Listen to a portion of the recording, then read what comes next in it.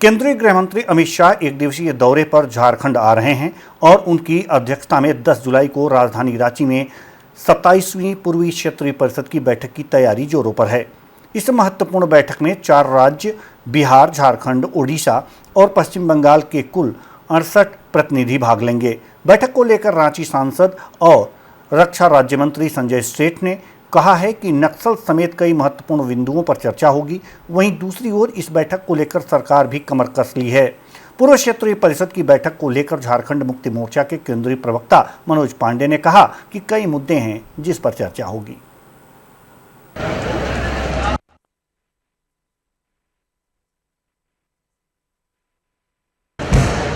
देखो, निश्चित रूप से ईस्टर्न काउंसिल की बैठक बहुत महत्वपूर्ण है। एक तो नक्सलवाद मुक्त, और अमित शाह जी के नेतृत्व में देश में अब नक्सलवाद अंतिम सांसें गिन रहा है। नक्सलवाद मुक्त झारखंड, आप देखो झारखंड कितना नक्सलवाद से मुक्त हो गया।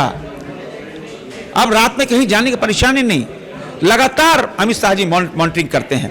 अब विकास, क्योंकि प्रधानमंत्री नरेंद्र मोदी जी का जो संकल्प है 2047 का, विकसित भारत का, वो विकसित भारत के लिए लगातार पूरे देश भर में घूम कर माननीय गृह मंत्री अमित शाह जी हर रीजन में विकास की समीक्षा कर रहे हैं और विकास को तेज गति लाना, कि वो लक्ष्य है 2047, दुनिया का सर्वश्रेष्ठ राष्ट्र।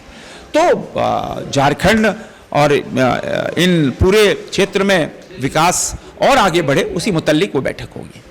हमारी धरती, झारखंड की धरती पर स्वागत है गृह मंत्री महोदय का, और मैं समझता हूँ केंद्र की सरकार इस संघीय ढांचे में बहुत महत्वपूर्ण भूमिका केंद्र की सरकार की होती है, एक अभिभावक की भूमिका होती है। तो जो कमजोर राज्य हैं, कैसे उनका और विकास हो सके, क्या ग्रीवांसेस है हमारा, उन बातों को सुनने के बाद निश्चित रूप से हम उम्मीद करेंगे कि इस बैठक में कुछ सकारात्मक फलाफल निकल के सामने आएगा। बहुत सारी मांगे हैं, जिसमें प्रमुख रूप से जो बकाया है केंद्रीय कंपनियों के पास, हम कोल कंपनियों के पास और भी मद में, तो वो करीब 1,41,000 करोड़ रुपए हैं। वो पैसे हमें अविलंब मिले, ये प्रमुख मांग रहेगी। साथ में सरना धर्म कोड की बात, केंद्रीय अनुदान की बात, जो अंशदान होता है केंद्रीय योजनाओं में उसकी बात, क्योंकि कई एक योजनाएं, नल जल योजना हो, मनरेगा हो, प्रधानमंत्री आवास योजना हो, सभी में पैसे रुके पड़े हैं, पैसे नहीं दिए जा रहे हैं, सौतेला व्यवहार किया जा रहा है हम लोगों के साथ। तो इस ओर ध्यान देने की आवश्यकता है और हम